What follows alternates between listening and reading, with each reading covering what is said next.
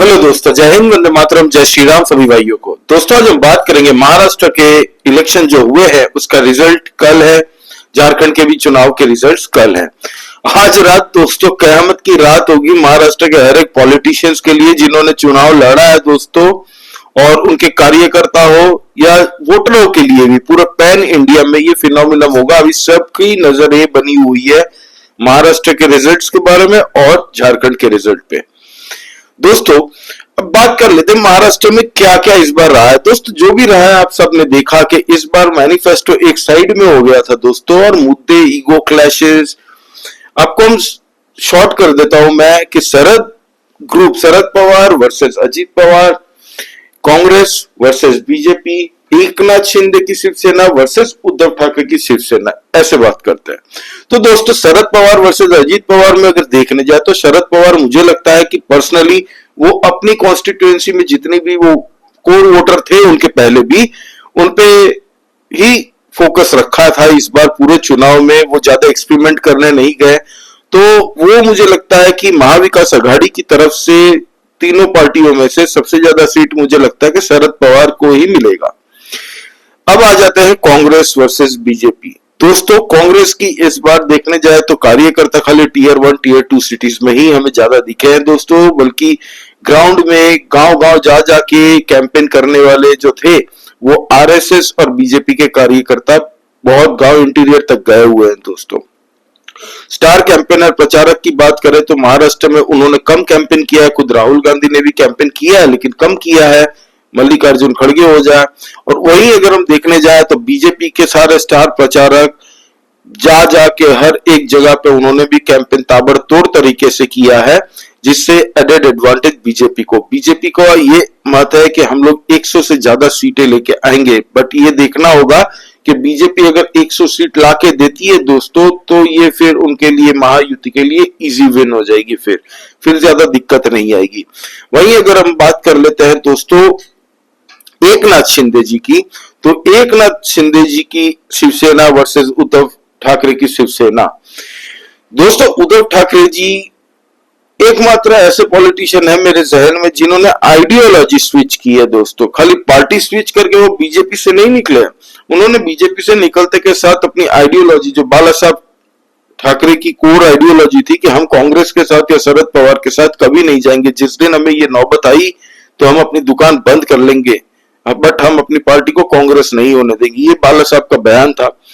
लेकिन सिर्फ उद्धव ठाकरे ने जाके शरद पवार और कांग्रेस के साथ हाथ मिलाया और उनके साथ में जैसे ही वो जाते हैं उनके जितने भी कोर वोटर हैं दोस्तों, मराठा कोर वोटर जो बाला साहब ठाकरे की आइडियोलॉजी के नाम पे उनको वोट दिया था 2019 में भी, तो वो स्विच कर जाएंगे। और वो स्विच होते हुए मुझे आराम से दिख रहा है कि वो सारे एकनाथ शिंदे जी के गुट में वोट देंगे या बीजेपी को वोट देंगे।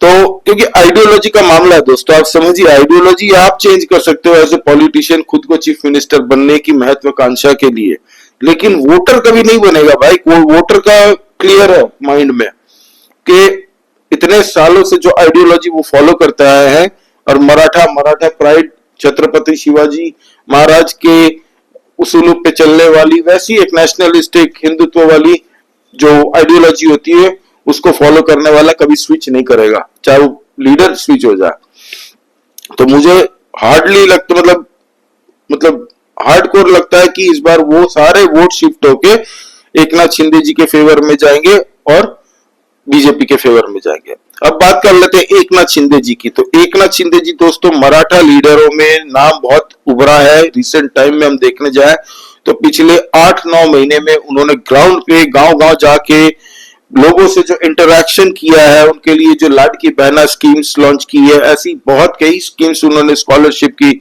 लॉन्च की है, फिर यूनिवर्सिटीज की बात और इंफ्रास्ट्रक्चर मॉडल लेके वो चले हैं। तो एकनाथ शिंदे जी के सीएम पद संभालने के बाद में दोस्तों महाराष्ट्र पॉलिटिक्स में कंट्रोवर्सी ज्यादा हमें दिखी नहीं है, और लोग महाराष्ट्र में हाईएस्ट रेटिंग जितने भी न्यूज एजेंसीज हो, इनका सबका जो रेट ये डेटा आता है दोस्तों, उसमें सबसे फेवरेट सीएम फेस का चेहरा वही है। इसीलिए शायद बीजेपी ने उनको ज्यादा सीटों पे लड़वाया है।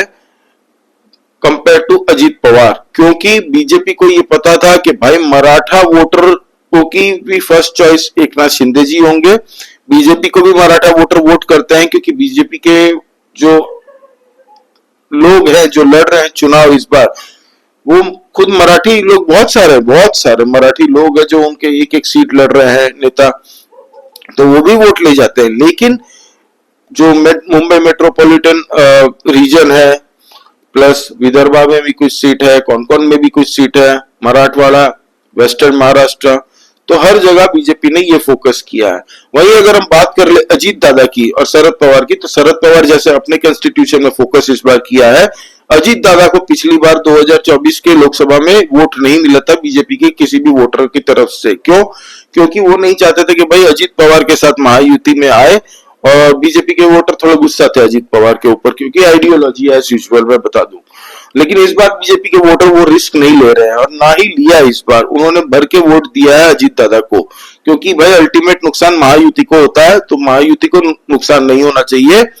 और ये ऐसा हो चुका है ना बैटल ऑफ महाराष्ट्र दोस्तों, कि ये आइडियोलॉजी वर्सेस आइडियोलॉजी की लड़ाई हो चुकी है पूरी तरह से। मैनिफेस्टो एक साइड में चला गया, वो अच्छा चल रहा था, लास्ट 10 दिन के अंदर में जो महाराष्ट्र की पॉलिटिक्स चेंज हुई है ना, तो उस पे सबकी नजर है दोस्तों। और इस बार वोटर लास्ट में जाके जबरदस्त वोट किया, रिकॉर्ड तोड़ वोटिंग हुई है दोस्तों, लास्ट 30 साल का रिकॉर्ड तोड़ा है इस बार की वोटिंग ने महाराष्ट्र के अंदर में। तो ये देखना बड़ा इंपॉर्टेंट होगा कि ये जो एक्स्ट्रा वोट्स मिले हैं, एक्स्ट्रा परसेंटेज जो वोटर और की आई है नहीं फ्रेश, तो वो किस तरफ जाते हैं। बीजेपी भी इस पे दावा ठोक रही है कि ये सब वोटर महायुति की तरफ आ रहे हैं, कांग्रेस वहीं पे बोल रही है कि ये महाविकास आघाड़ी की तरफ आती है। तो it's very we all are excited to see the results, कल क्या होता है। और बात कर लेते हैं झारखंड की दोस्तों, तो झारखंड में इस बार नेक टू नेक फाइट बता रही है सारी एग्जिट पोल को खैर वैसे सीरियसली कोई नहीं ले रहा, ना बीजेपी ले रही है ना कांग्रेस ले रही है। यहाँ पे दोस्तों झारखंड में ऐसा है ना कि पॉपुलेशन बहुत जगह पे थोड़ी कम है, वहां पे 100-200 वोट से भी पूरी सीट कोई भी जीत सकता है, किसी भी तरफ फ्लिप कर सकती है ये सीट्स। तो ये देखना बड़ा इंटरेस्टिंग होगा। लेकिन मुझे जो लगता है, ये मैं पर्सनल अपना ओपिनियन दे रहा हूं, प्रेडिक्शन कर रहा हूं फाइनल रिजल्ट आने से पहले, मुझे लग रहा है दोस्तों इस बार बीजेपी 45 to 50 सीट्स के अंदर ही आएगी दोस्तों झारखंड में, या उससे ज्यादा भी जा सकती है। लेकिन मुझे नहीं लगता कि इस बार बीजेपी हारेगी, क्योंकि इस बार वहां पे भी रिकॉर्ड तोड़ वोटिंग हुई है और लोग ज्यादा जुड़ रहे हैं बीजेपी के आइडियोलॉजी को, क्योंकि वहां पे इलीगल बांग्लादेशी सबसे बड़ा मुद्दा था और लोग ग्राउंड पे इनको ही दोष दे रहे हैं। 1000 रुपए वाली जो स्कीम निकाली थी हेमंत सोरेन ने, वो काफी हद तक ठीक है, लुभाएगी, लेकिन जो मेजोरिटी वोट्स जो हेमंत सोरेन को पिछली बार मिले थे और बीजेपी को नुकसान हुआ था, वो हुआ था आजसू टूटा था बीजेपी से, जो कि इस बार साथ में लड़ रहे हैं। और इस बार बीजेपी की कमान संभाली थी खुद शिवराज सिंह चौहान और हेमंत बिस्वा शर्मा ने। तो हेमंत बिस्वा शर्मा और शिवराज सिंह चौहान जी के ऊपर मुझे ज्यादा ट्रस्ट है दोस्तों, compare to India alliance any day. Hemant Biswa Sharma master architect है पॉलिटिक्स की दुनिया में दोस्तों, उन्हें कहा जाता है कि he is a political architect. पूरा नॉर्थ ईस्ट में जहां पे बीजेपी के एक कार्यकर्ता नहीं थे, वहां पे बीजेपी का परचम लहरा दिया पूरे नॉर्थ ईस्ट पे। इसका पूरा श्रेय जाता है तो हेमंत बिस्वा शर्मा को जाता है दोस्तों।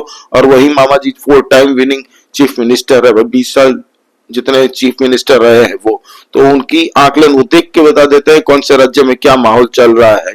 ग्राउंड पे वो 3 साढ़े 3-4 महीने से उन्होंने भी काम किया है, तो मुझे इनकी काम पे ज्यादा भरोसा है कि कार्यकर्ता ज्यादा फोकस्ड होके चुनाव इस बार लड़े हैं झारखंड में। तो मैं यहाँ पे झारखंड में दूंगा 45 to 50 सीट्स बीजेपी को, मतलब एनडीए को। और वही महाराष्ट्र की अगर बात कर ले दोस्तों, सारे एग्जिट पोल वहां पे भी कोई सीरियसली नहीं ले रहा है, सब अपने अपनी तरीके से प्रेडिक्शन ही कर रहे हैं दोस्तों। तो मैं भी अपनी प्रेडिक्शन दे देता हूं आपको कि बीजेपी 160 प्लस, मुझे मेरा जो कैलकुलेशन मुझे लग रहा है कि इस बार बिकॉज ऑफ आरएसएस विश्व हिंदू परिषद और बजरंग दल, इन लोगों ने दोस्तों हर जगह पे जाके गांव में इस बार अच्छी खासी मंडली बैठी है दोस्तों। तो देखते हैं ये कितना सक्षम हो पाता है। जैसे हरियाणा के इलेक्शन में सबको चौंकाया था, बिकॉज आरएसएस ने गांव पे जाके दोस्तों अपना काम साइलेंटली किया था। तो इस बार मीडिया में हमें आरएसएस का काम इतना ही साइलेंटली इस बार भी था, मीडिया में ज्यादा चर्चे में नहीं आया। और क्योंकि महाराष्ट्र एक बहुत बड़ी इकोनॉमिक हब है, इंडिया की सेंटर है, फाइनेंशियल कैपिटल कहा जाता है इसे। तो ये देखना पड़ेगा कि महाराष्ट्र का रिजल्ट्स क्या आते हैं और कहां पे किसके फिगर्स बैठते हैं।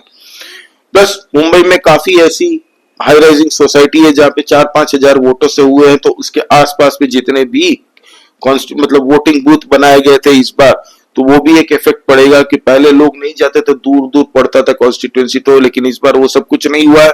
इस बार 3-4 सोसाइटियों के बीच में भी कॉन्स्टिट्यूएंसी बन चुकी है मुंबई में, तो ये फायदेमंद है कि लोग जाके फट से नीचे जाके अपना वोट दे के आए हैं, इसलिए वोटिंग भी ज्यादा हुई है। तो होप कि कल का दिन बहुत अच्छा रहेगा महायुति के लिए मेरी, क्योंकि एक बायसनेस अगर बोल सकते हैं तो बायस्ड होकर अगर मुझे बोलना है तो मैं महायुति के साथ जाऊंगा। और बीजेपी एकनाथ शिंदे जी की शिवसेना से मुझे ज्यादा उम्मीदें हैं। अजीत पवार दादा जो भी एक्स्ट्रा सीट अगर 25 सीट भी लेके आ जाए, 25 से 30 सीट लेके आते हैं तो will be an added advantage. BJP को 100 सीट का आंकड़ा छूना है दोस्तों कैसे भी करके, और एकनाथ शिंदे जी भी मुझे लगता है कि अच्छा करेंगे सबसे। तो लेट्स सी क्या होता है। आपका इस बारे में क्या कहना है प्लीज कमेंट करके बताइए दोस्तों। लाइक कीजिए इस वीडियो को, और आप सभी भाइयों से एक रिक्वेस्ट है कि सब्सक्राइब कीजिए इस चैनल को, नया चैनल है, हम लोग इंटरनल पॉलिटिक्स कवर करते रहते हैं। तो जय श्री राम सभी सनातनी भाइयों को, जय हिंद, वंदे मातरम।